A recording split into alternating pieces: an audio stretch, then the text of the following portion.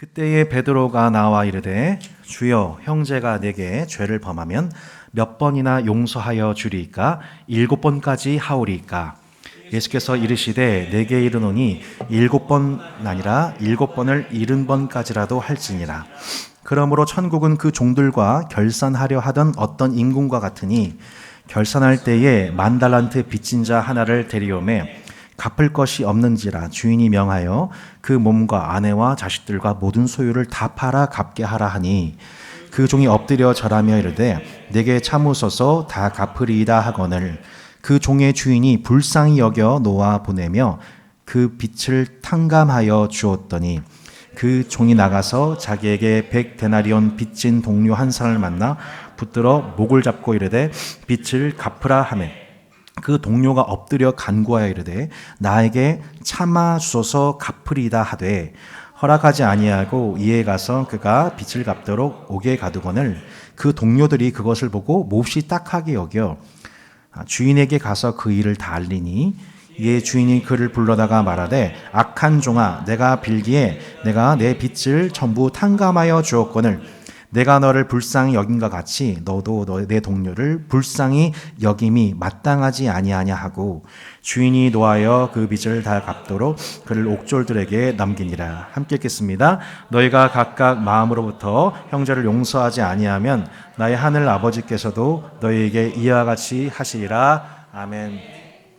자, 여러분 마태복음 18장에 별명이 있다고 말씀을 지난주에 드렸죠? 아멘. 뭐라고요? 교회장입니다. 교회장. 자, 예수님께서 교회 내 형제들의 관계들에 대해서 말씀하신 예화들을 다 모아 넣었다 해서 이걸 교회장이라고 부른다고 말씀드렸죠. 지난 주일에 설교했던 마태복음 18장 15절로 20절 그리고 오늘 읽은 22절로 35절의 말씀을 누가복음에서는 방금이 좋습니다. 누가복음에서는 단 2절로 요약하고 있습니다. PPT 한번 보실까요? 같이 한번 여러분 읽어봐 주세요. 시작. 너희는 스스로 조심하라. 만일 내 형제가 죄를 범하거든 경고하고 회개하거든 용서하라. 만일 하루에 1번이라도 내게 죄를 짓고 7번 내게 돌아와 내가 회개하노라 하거든 너는 용서하라 하시더라. 네, 누가 보면 되게 간단하게 요약이 되어 있죠. 여러분 교회 내에서 옆에 있는 내 형제가 잘못을 범할 때가 있나요, 없나요? 여기 지상천국? 이 땅에 임한 하나님 나라? 네. 여러분 교회 내에서 내 편이 형제 자매가 잘못할 때가 있나 없나요? 있지요? 예, 있습니다. 여러분도 그럴 수 있지요? 예, 인정하시지요? 내가 나한테 누군가 잘못할 수도 있고 내가 누군가한테 잘못할 수도 있는 관계 속으로 들어오는 게 몸된 교회라는 거 여러분 인정하시죠? 인정 안 하세요? 네, 이거 인정 안 하고 교회 생활하면 가짜입니다. 그냥 온라인 예배만 드리고 몸된 교회로 살아가지 않는 거 이거 성경적이지 않아요. 자, 누군가가 나한테 잘못했었을 때 그렇다면 누군가가 나한테 잘못했었을 때 이때 조심하라는 거예요. 2가지를 조심하래요. 첫 번째, 어떤 걸 조심하래요? 내 형제가 죄를 범하거든 뭐 하래요? 경고하라고 나와 있어요. 경고. 그러니까 뭘 조심해야 돼요? 경고 안 하는 걸 조심해야 돼요. 경고 안 하고 넘어가게 되면 그 형제가 똑같은 죄를 범하기 때문이죠. 형제에게 경고하는 거 사랑입니까? 아닙니까? 예. 사랑으로 경고해야 합니다. 사랑으로 경고해야 돼요. 그죠? 사랑으로 경고하기 때문에 어떻게 되는 거예요? 나만 그 사람에게 가서 설득하고 그래도 듣지 않으면 한두 사람을 더 데리고 가서 설득해야 되고 그렇지도 않으면 교회에 알려서 설득해야 돼요. 치리 자체의 목적이 아니라 형제를 사랑하는 마음으로 경고하는 것, 여러분 그것이 주의 몸된 교회입니다. 경고하지 않는 게 사랑이 아니에요. 그죠? 경고하지 않는 것, 이거 조심하라는 거예요. 이런 모습을. 저 형제 자매가 죄에 빠져 있든지 똑같은 죄를 범하고 있는데 그거 지적 안 해주는 건 사랑이 아니에요. 사랑으로 경고해 주는 것, 그것이 몸된 교회의 역할이라는 거예요. 2번째, 또 한 가지 조심해야 되는 게 있어요. 죄를 범한 형제에 대해서 용서하지 못하는 게 또 조심해야 돼요. 뭐라고 나와 있어요? 회개하거든 뭐하라? 용서하라. 자, 한번 따라하겠습니다. 회개하거든 용서하라. 회개하거든 용서하라. 또 한 가지 조심해야 되는 게 뭐냐면 용서하지 않는 거예요. 마음속에. 형제를 보면서 아이고 지금 예배 시간 떠들고 있네. 예배 끝나고 옥상으로 다 올라와. 이놈들. 목사님 연간 거예요. 쫄지 마세요. 네. 이런 식으로 형제의 모습 하나하나에 대해서 지나치게 예민하게 반응을 해서, 혹은 형제가 죄를 이만큼 범했는데 이걸 이만큼 포장해서 얘기한다든지, 혹은 내가 좋아하는 사람과 좋아하지 않는 사람에 대해서 차별한다든지, 내가 좋아하는 사람은 죄는 잘 덮어지고 내가 좀 미워하는 사람에 대해서는 그 죄를 막 부풀리거나 과장하거나 많은 사람한테 그걸 알리고. 여러분, 이것을 조심하라고 나와 있어요. 회개하거든 뭐하라? 용서하라. 하루에 7번이라도 내게 죄를 짓고 7번 내게 돌아와 내게 회개하노라 하거는 넌 용서하라. 누가복음을 몇 번 나와 있어요? 7번 용서하라 나와 있어요. 그런데 여러분 놀랍게도요, 오늘 본문 보세요.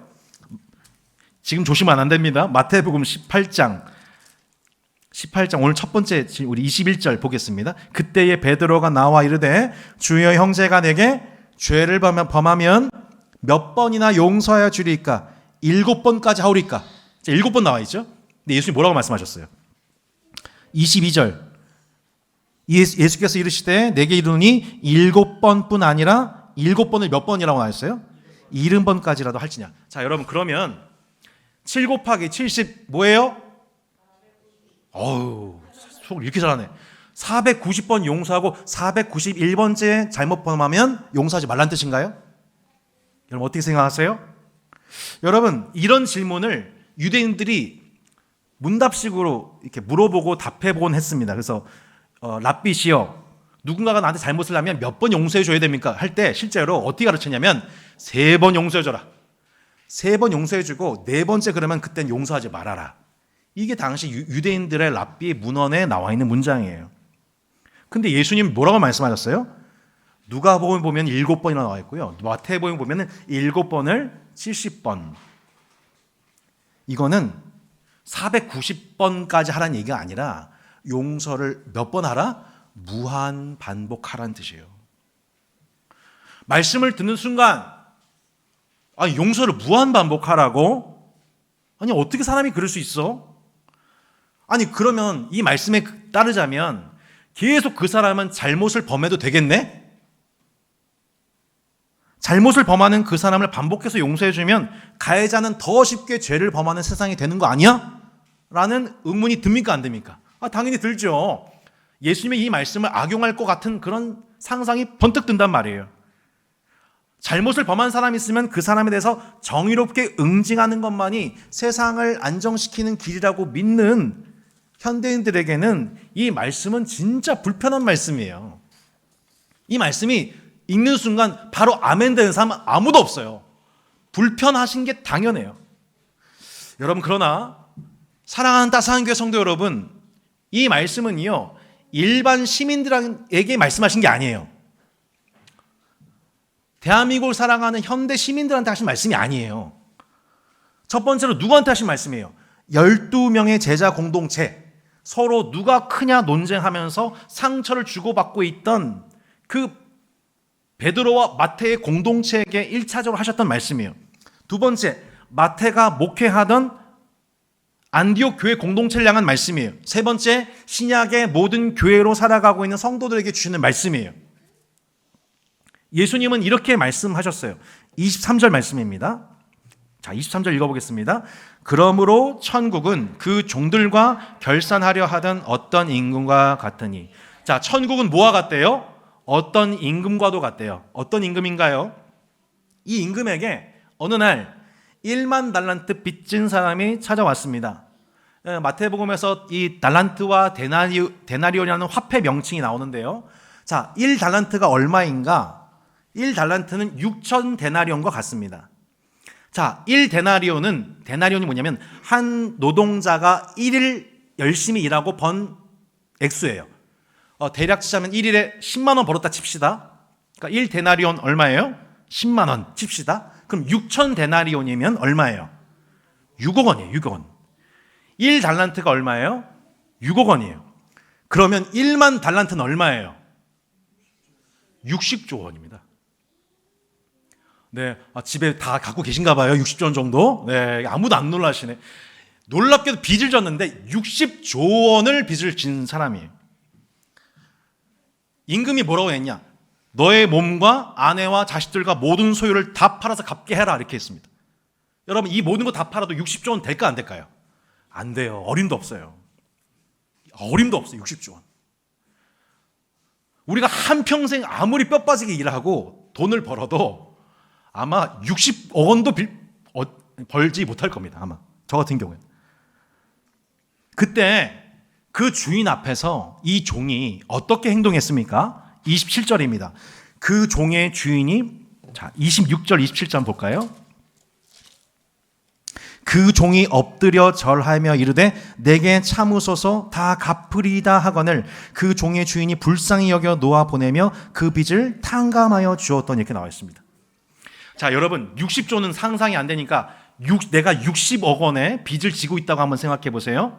그러면 우리가 받을 수 있는 최고의 긍휼은 뭐냐면, 주인이, 은행권이 선차를 베풀어서, 자, 60억 원을 30년 동안 연이자 2%에 갚아 나가세요. 그리고 당신을 고발하지 않겠습니다. 여러분, 이렇게만 해줘도 현대 사회에서는 땡큐예요. 그죠? 고기를 막 끄덕이고 계시네. 예. 연율 2%. 요즘 같은 고금리 때에 2% 만났다. 그러면 아마 복 받았다고 얘기할 겁니다. 빚을 갚을 시간을 연장해 주는 게 아니라, 이렇게만 해도 너무 좋을 텐데, 빚을 갚을 시간을 연장해 주는 것이 아니라 아예 뭘 해줬어요? 탕감해 줬어. 탕감. 60조 원의 빚을 아예 어떻게 했다는 거예요? 아예 없애줬다는 거예요. 얼마를요? 60조 원을. 빚을 갚을 능력이 없어서 주인에게 엎드려서 빌고 있는 종을 불쌍히 여기고 그를 놓아보내고 그 빚을 탕감해 주었다. 천국은 마치 누구와 같다? 이러한 임금과도 같은 곳이다 라고 말씀하고 있는 거예요. 이 무능력한 종을 불쌍히 여기는 이 임금이 바로 천국과도 같다는 거예요. 여러분, 하나님 나라의 왕이신 주님이 바로 이 임금이시요, 우리가 바로 그분께 탕감받은 종들이라는 것입니다. 할렐루야. 우리가 하나님 앞에 이 1만 달란트 빚진 자라는 거예요. 죄의 삭은 뭐예요? 사망이에요. 죄의 삭은 사망이에요. 쉬운 말로 죄값은 죽음이에요. 우리가 죄를 범했기 때문에 죄값을 치러야 돼요. 그 죄값이 뭐예요? 육체적인 죽음이에요. 육체적인 죽음으로 끝나는 게 아니에요. 하나님으로부터의 심판이 있어요. 그리고 영원한 죽음을 당하게 돼요. 이거를 인간이 삼중 죽음이라고 합니다. 육체의 죽음과 영적인 죽음과 영원한 죽음, 이게 죄값이에요. 누가 치러야 되는 죄값이라는 거예요? 내가. 성도 여러분, 모든 사람이 죄를 범하였음에 하나님의 영광에 이르지 못하더니, 여러분, 우리가 바로 그 죄값을 치러 마땅한 여러분 죄인들임을 여러분 인정하시나요? 그게 우리의 운명이었다는 거예요. 죄에 대한 값지불이었다는 거예요. 우리가 다 갚아야 되지만, 그 죄값을 다 갚아야 되지만 갚을 수 없는 1만 달란트의 값지불이라는 거예요. 여러분, 인간이 이 죄값을 해소하는 길은 딱 하나밖에 없어요. 그 뭐예요? 하나님이 일방적으로 탕감 선언해 주시는 것입니다. 하나님이 일방적으로 탕감해 주시는 것이 여러분, 그 죄인된, 그 종된 인간이 자유할 수 있는 유일한 길이라는 것입니다. 그래서 예수님이 이렇게 복음을 선언하셨습니다. 다 이루었다. 다 이루었다. 다 이루었다. 이게 뭐예요? 테텔레스타이라고 하는 헬라어 단어입니다. 다 이루었다는 게 무슨 뜻이냐? 첫 번째, 하나님이 주신 내 사명을 다 감당하였다. 사명이 이루어졌다. 두 번째 의미가 뭐냐? 모든 값을 다 치루었다. 하나님 앞에 인간이 갖고 있는 모든 빚을 다 치루었다. 그 값을 다 치루었다 라고 하는 상업 용어인 것입니다. 여러분, 현대 사회를 살아가는 모든 사람들의 소원이 뭐예요? 한평생 돈 벌어서 빚 없는 가정 만드는 거예요. 그렇지 않습니까? 우리 자녀들한테만큼은 가난을 대물림하기 쉽지 않은 것이. 그러니까 한평생 돈 벌어서 안정된 부동산과 그들이 안정되게 살 수 있는 만큼의 액수를 남기기 싶은 거, 그게 부모님들, 요즘 현대사회를 살아가는 한국 사회의 모든 부모님들의 로망이고 꿈이에요. 빚 없이 살아가는 1%에 들기 위해서 살아가는 세상이 되어버렸어요. 세상이 어떻게 이렇게 되어버린지 모르겠습니다. 그러나 그 마음 다 이해하지만 그 모든 빚 이상의 빚,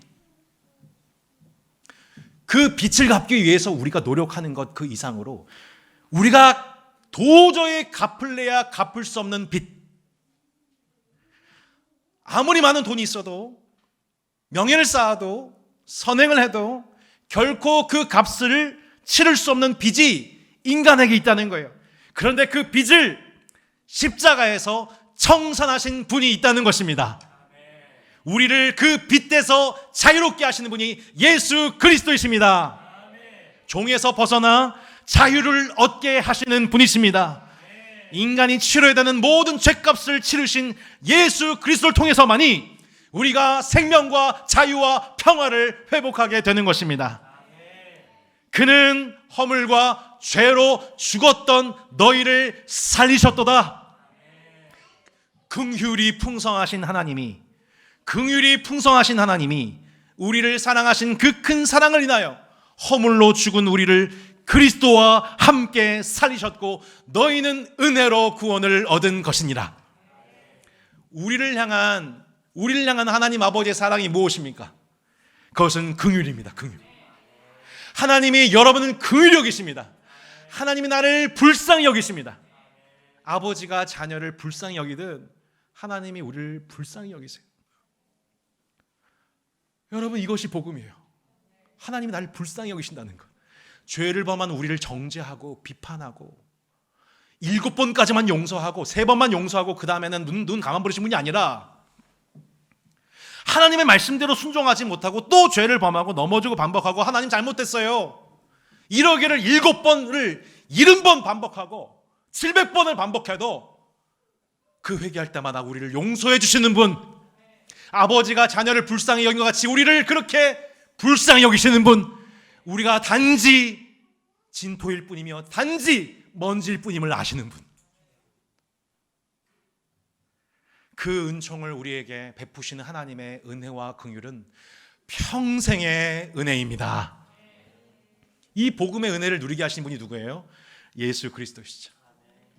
여러분, 오늘 이 자리에 어떤 모양으로 왔든지 예수 그리스도 앞에 진실한 마음으로 회개하며 나아가면 우리 주님은 여러분 한 사람 사람 죄를 용서해 주시고 다시 죄 없다 선언하시고 그 주님과 동행할 수 있는 새 힘과 은혜를 부어주십니다. 저는 명절만 되면 제 고인이 되신 제 외할아버지가 생각이 납니다. 저희 가정이 경제적인 어려움을 당한 적이 있었거든요. 제가 사춘기 때였어요. 집에 있는 물건들이 하나하나 없어지고 언제 그 집에서 나갈지 모르는 어떤 묘한 정적이 흐르고 있는 그때에 사춘기 시절에 그 빚을 청산해 주신 분이 계셨었어요. 저희 외할아버지셨어요. 지금도 그 은혜를 생각하면 눈물이 나요. 시간이 가면 갈수록 더 은혜가 새로워요. 내가 만약 그 사춘기 때에 그 외할아버지의 배려를 받지 못했다면 내가 어떻게 되었을까? 더 시간이 흐를수록 더 은혜가 생각이 나요. 그런데 그 정도의 빚이 아니라 내 인생에 범한 모든 죄의 대가를 자신의 죽음을 통해 십자가에서 다 이루었다. 신원아, 너가 내 아버지 앞에서 담당해야 되는 그 모든 죄값을 내가 대신 십자가에서 다 담당했다, 다 치루었다 라고 말씀하시는 예수님. 여러분, 그 예수님의 은혜를 생각할 때 여러분 그 은혜는 우리 평생 날마다 더해지는 것이 정상인 줄로 믿습니다. 그 모든 빚을 탕감해 주신 그 왕의 긍휼을 생각할 때에 한 번으로 끝나는 긍휼이 아니라, 한 번으로 끝나는 기억이 아니라 우리는 매일 매주 공동체로 모여 그 주 예수 그리스도의 그 모든 빛을 청사해 주신 그 은혜를 감사하며 그 은혜를, 그 긍휼을 찬미하도록 우리는 구원받은 백성들입니다. 그렇게 오늘 본문이 빚을 탕감해 주신 임금과 빚을 탕감받은 자의 은혜로운 이야기로 마무리될 줄 알았는데, 그죠? 스토리가 희한하게도 여기서 안 끝납니다. 드라마의 대반전이 일어나게 됩니다. 어떤 일이에요? 60조 원의 탕감받은 사람이, 60조 원의 빚을 탕감받은 그 사람이 주인 집에서 나오자마자, 탕감받자마자 나와서 사람들한테 내 빚을 탕감받았습니다 여러분, 할렐루야 하면서 복음을 외치는 게 아니라 복음을 자랑하고 어떤 임금을 칭찬하고 그 칭찬, 그 임금의 아름다운 덕을 선전하는 게 아니고 뭐 하고 있어요? 자기한테 빚진 사람, 100데나리온 빚진 사람. 자, 100데나리온 얼마예요? 1데나리온 얼마였어요? 네, 10만 원. 그러니까 100데나리온 얼마예요? 1000만 원입니다. 1000만 원. 1000만 원도 물론 큰 돈이죠. 하지만 자기가 받은 60조 원의 그 빚 탕감의 은혜를 금방 까먹어버리고 누굴 생각했어요? 나한테 빚진 사람, 내 빚 문제가 해결되었으니 이제 저 사람 빚을 해결해줘야겠다가 아니라 그 돈 돌려받아야겠다, 1000만 원 돌려준 거 받아야겠다. 나는 지금 방금 감당할 수 없는 긍휼을 받았는데 갑자기 뭘 외치고 있어요? 정의를 외치고 있는 거예요. 감당할 수 없는 은혜를 받은 자가 지금 뭘 외치고 있어요, 여러분? 정의를 외치고 있어요. 29절과 30절 한번 읽어보겠습니다. 29절과 30절. 그 종이 나가서 자기에게 100데나리온 빚진 동료 한 사람을 만나 붙들어 어떻게 해요? 목을 잡고 이르되 빚을 갚으라 하매 그 동료가 엎드려 간구하여 이르되 나에게 참아주소서 갚으리이다 하되 어떻게 합니까? 허락하지 아니하고 이에 가서 그가 빚을 갚도록 옥에 가두거늘, 이렇게 나와 있습니다. 지금 자신 앞에서 한 번만 봐주세요, 한 번만 봐주세요, 제가 꼭 갚을게요 라고 하는 이 엎드린 이 모습은 방금 누구의 모습입니까? 자기의 모습이죠. 자신이 방금 주인에게 했던 행동 그대로, 엎드려서 간청했던 그대로 100데나리온 빚진 자가 똑같이 엎드려서 간청했습니다. 하지만 그는 100데나리온 빚진 자를 전혀 불쌍히 여기지 않고 어떻게 했어요? 빚을 다 갚도록 옥에 가둬버렸습니다. 그리고 그 모습을 본 동료들이 몹시 딱하게 여겼습니다. 영문으로 보면 distressed, 곤혹스러웠습니다. 세상에 사람이 어쩜 저럴 수가 있어. 지금 60조 원 탕감받았는데 1000만 원 빚진 사람한테 멱살을 잡고 돈 내놔! 하는 그 모습 보고 그 동료들이 곤혹스러웠다는 거예요. 곤혹스러웠다는 거. 우리가 따스한 교회 지금 오늘 주일 예배를 통해서 속죄함 내 죄를 주 예수 속했네, 60조 원 탕감받았네, 그 은혜를 찬송했던 그 사람이 예배당 나가자마자 다산동의 이웃을 만나서 야, 너 저번에 나한테 1000만 원 빚졌지? 이 자식 안 갚아! 하면서 남양주 경찰서에 고발하고 있다는 거예요. 집에 들어가자마자 배우자와 가정에 소리치고 난리치고 있는 거예요. 곤혹스럽죠. 곤혹스럽습니다. 여러분, 오늘 본문의 진짜 결론이 무엇입니까? 여러분, 32절로 35절의 말씀을 오늘 본문의 결론으로 같이 한번 읽어보겠습니다.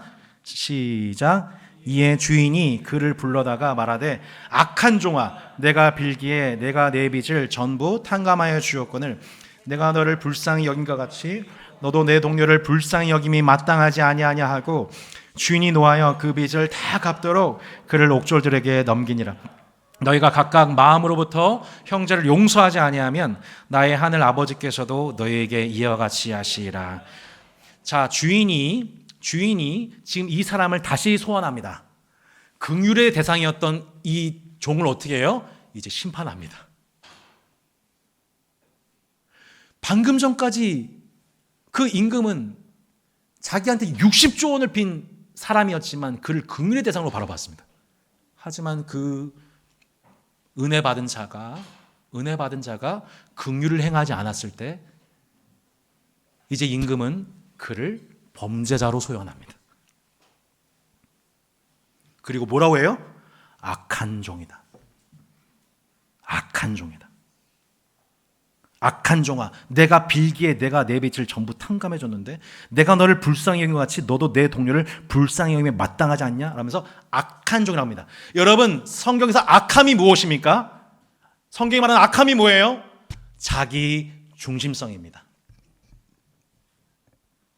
여러분, 악함이 뭐라고요? 자기 중심성이에요. 모든 일을 자기 중심으로 해석하는 거예요. 이게 악한 거예요. 왜요? 똑같은 장면이에요. 주인 앞에 엎드린 자신은 긍휼히 여김을 받을 자고 자신 앞에 엎드린 사람은 얼른 돈을 갚아야 하는 채무자일 뿐이에요. 똑같은 상황인데 자기 중심적인 해석을 하고 있는 거예요. 7번을 70번 무한한 용서를 베푸시는 하나님을 찬양하는데 자신에게 죄를 이렇게 7번, 70번 반복하는 형제를 3번만 용서하려고 하고 7번만 용서하고 나는 다 의무 다 했다라고 얘기하는 거예요. 내가 받은 긍휼은 망각하고 내게 긍휼을 구하는 형제에게 긍휼을 베풀지 않는 거예요. 이 사람 왜 그런 걸까요? 악하기 때문에요. 자기 중심성에서 한 발자국도 나가지 못한 죄인이었던 거예요. 이 본문을 보면서 여러분, 저와 우리 자신의 모습이 각자 생각이 나야 됩니다. 내가 그랬구나. 저는 이 본문을 볼 때마다 얼굴이 화끈거립니다. 내가 얼마나 많은 사랑과 긍휼과 용서를 지난 선교단체와 지난 교회에서 받아온 존재였는지.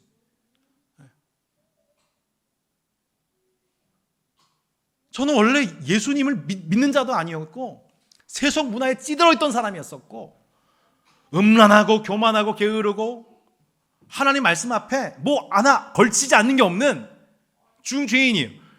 근데 그런 저를 공동체는 품어주었어요. 돌이킬 수 있는 기회를 주었어요.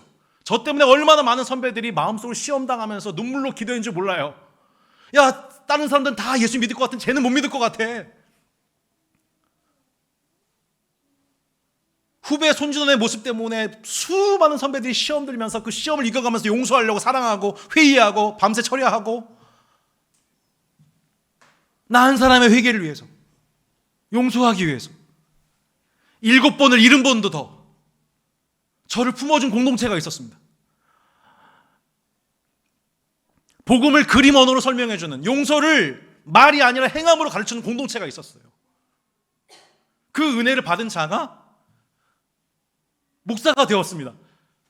근데 목회자가 되어가지고 성도들을 목양하는데 청년들을 바라보는데 그 청년들이 저하고 똑같은 죄를 범한단 말이죠.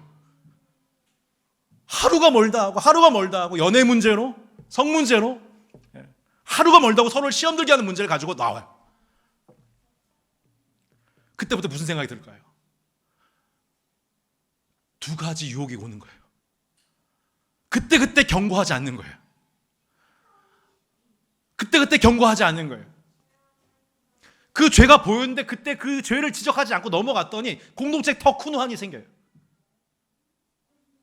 마음으로 내 마음속으로 좀 사랑하는 사람은 좀 덮어지고 내 마음속에 좀 이렇게 덜 미운 사람에 대해서는 막 바로 징계하려고 하고 혼내려고 하고 딱 본문의 모습이 제 모습인 거예요. 이걸 뭐라고 하냐? 악하다고 한 거예요. 이걸 악하다고. 이걸 악의 평범성이라고 하는 거예요. 평범한. 우리의 존재가 그렇게 평범함에 보인 듯 하지만 실제는 우리 일상 속에서 그렇게 악을 행하고 있다는 것을 깨닫는 거예요. 성도 여러분, 악은 결코 지금 우크라이나 러시아 전쟁에만 있지 않습니다. 그 악은 우리 안에 있습니다. 여러분 동의하시나요? 우리가 죄악에 빠진 존재라는 것 인정하시나요? 주님, 전 악합니다. 전 악해요. 맞아요. 내가 만약 악하지 않다면 예수님이 나를 위해서 죽을 이유도 없었어요. 내가 악한 존재, 내 스스로는 구원받을 수 있는 존재가 아니기 때문에 주님이 죽을 수밖에 없었어요. 여러분, 이것을 기억하는 거예요. 여러분, 그 결과가 뭐예요? 결국에는 1천만 원 빚 그거 다 갚아 채무자를 옥졸들에게 넘겨요. 정의로워 보이지만 결국 악한 거예요, 그 행동은. 하지만 이 일로 인해서 정작 더 오랜 기간, 아니 영원토록 감옥에 갇히게 된 사람이 누굽니까? 자기 자신이에요. 더 이상 주인이 자신을 긍휼의 대상으로 보질 않아요. 심판의 대상으로 보면서 옥졸들에게 명해서 그 사람을 옥에 가두게 만듭니다. 주인이 그 빚을 다 갚도록 옥졸들에게 그를 넘긴 그 순간 결국 그 사람은 영원히 용서받지 못할 죄 속에 자신이 감옥에 갇히게 되는 겁니다. 우리가 용서하지 않는 것은 곧 자기 스스로 감옥에 걸어 들어가는 길인 거예요.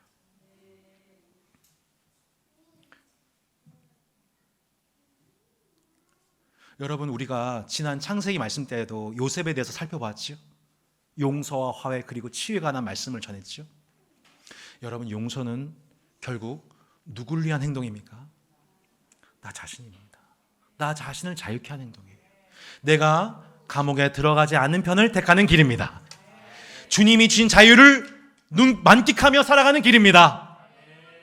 1만 달란트 용서받은 자의 구원의 감격을 누리며 살아가는 길입니다. 주님이 여러분을 자유케 했으니 여러분 형제를 자유롭게 하시기를 바랍니다.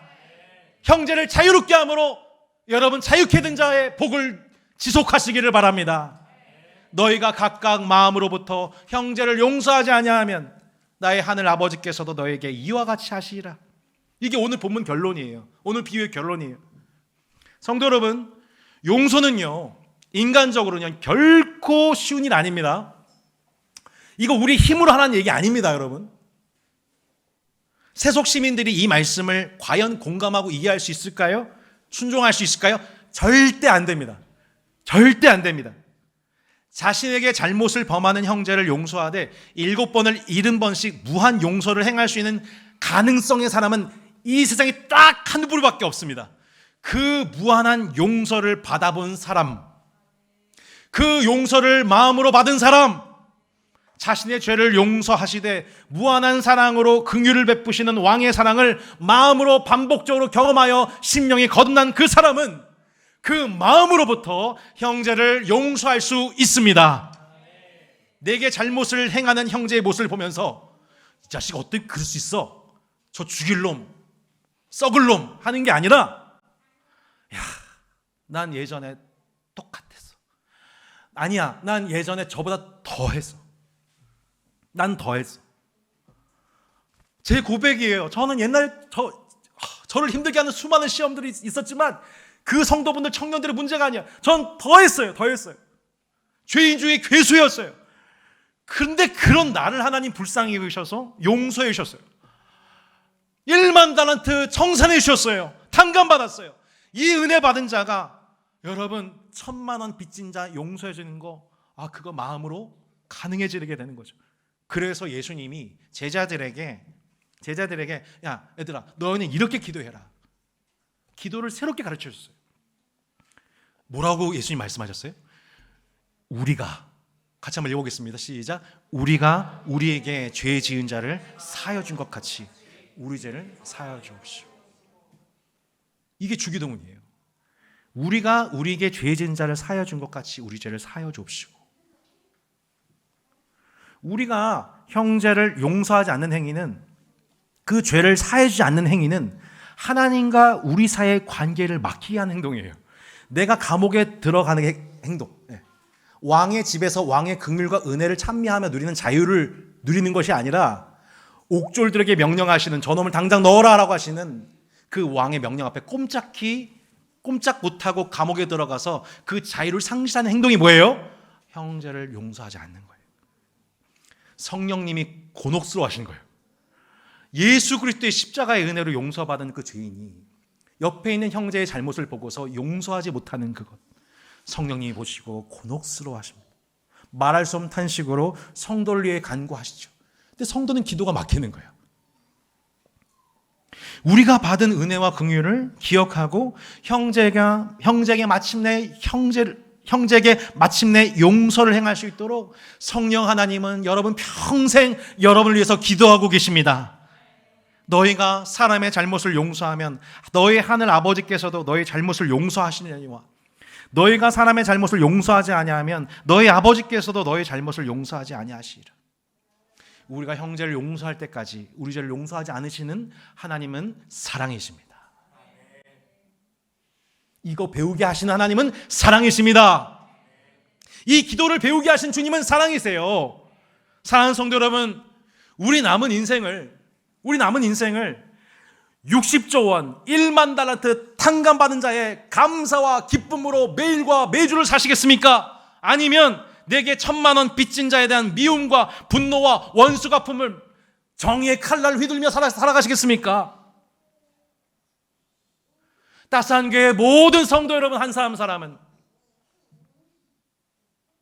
하나님께 1만 달란트의 빚을 탕감받은 자, 그 긍휼을 받은 자로서 형제를 용서하고 형제를 긍휼히 여기고 그 1,000만 원의 빚에 대해서 용서해 줄 수 있는 그 자유를 드리는 여러분 되시기를 축복합니다. 긍휼히 여기는 자는 복이 있나니 그들이 긍휼히 여김을 받을 것이라. 한번 말씀을 읽어보겠습니다. 시작. 긍휼히 여긴 자는 복이 있나니 그들이 긍휼히 여김을 받을 것이며. 아멘. 여러분, 긍휼히 여긴 자가 하나님께 긍휼히 여김을 받습니다.